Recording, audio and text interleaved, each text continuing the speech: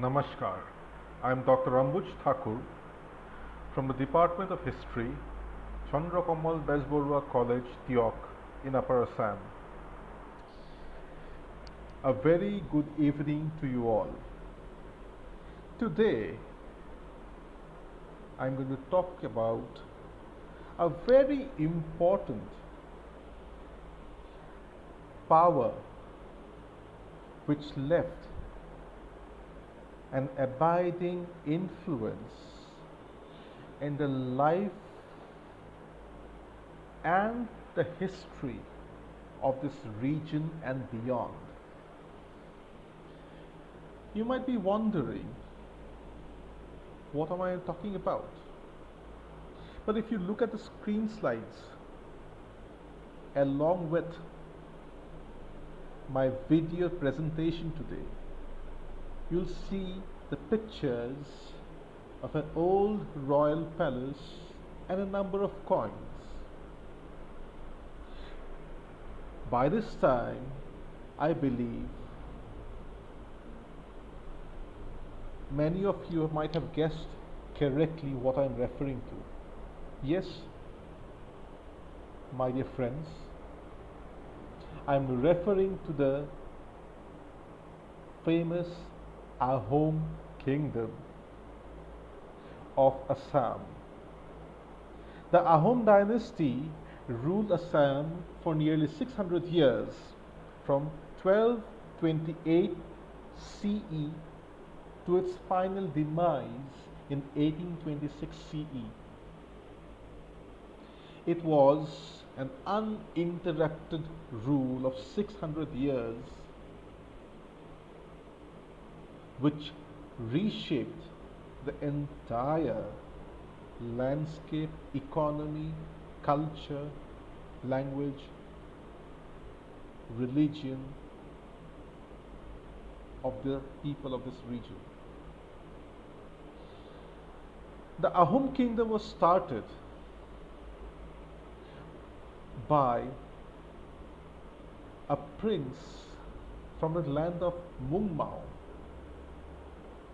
named Sukapha, who left his native place in 1215 CE, and finally, upon reaching the verdant golden plains of Upper Assam, was so mesmerized with this place that he decided to make it home forever for himself and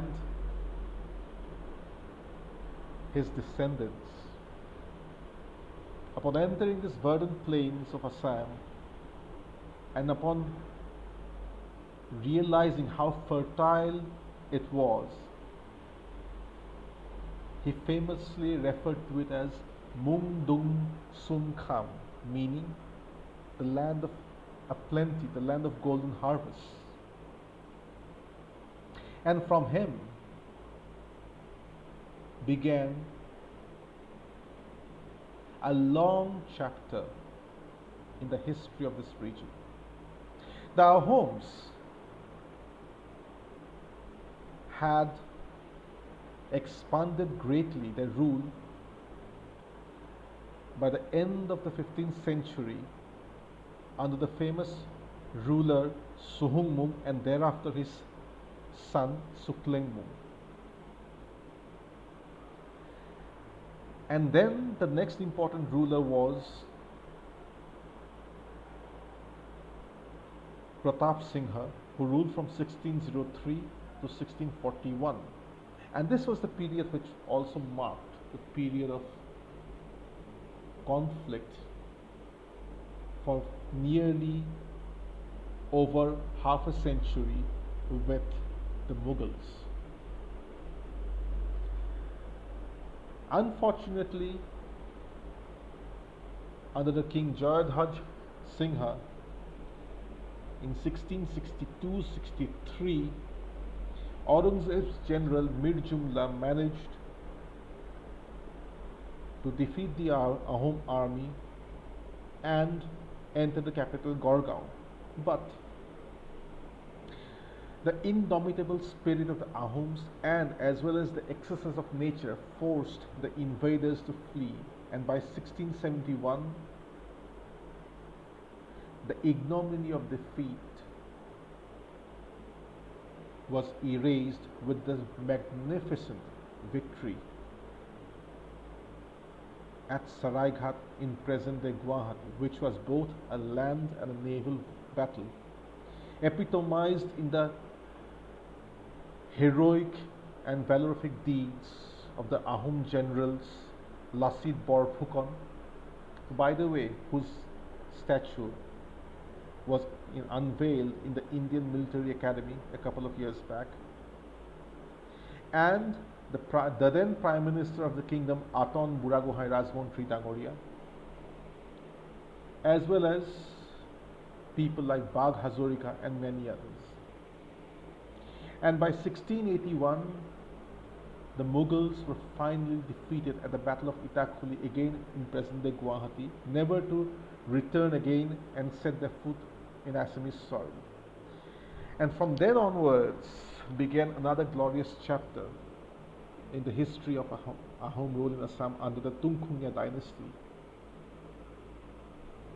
or the Tungkhungya clan as we can call it, within the Ahom dynasty, started by Godadhar Singha, and it continued until the excesses of the Muammarya rebellion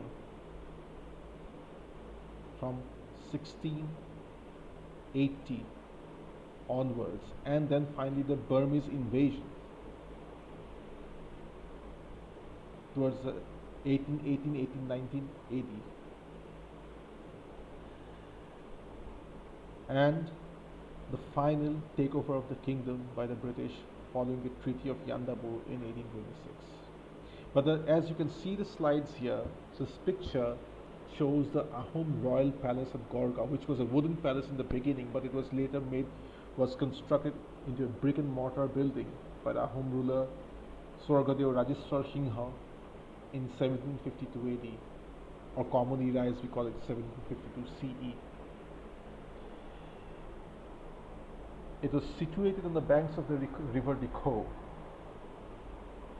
and so good were the architectural techniques of the period that these Ahom era monuments have survived many earthquakes, including the great earthquakes of 1897 and 1950 till date. And you can also see the pictures of a number of coins, and these Ahom coins were always mostly made out of silver and gold. Very few coins were made out of copper, and they were always octagonal in shape, resembling in the Ahom cosmology the eight-cornered universe, which in itself has been derived from Taoist concepts and principles. But to cut a long story short, the Ahom Kingdom played a seminal role in the history of the region and beyond. And till this day, much is left to be desired in pursuing in-depth research, in exploring the myriad of treasures hidden underneath these monuments, underneath these coins, underneath the manuscripts. And it is high time that researchers should come forward to work and recover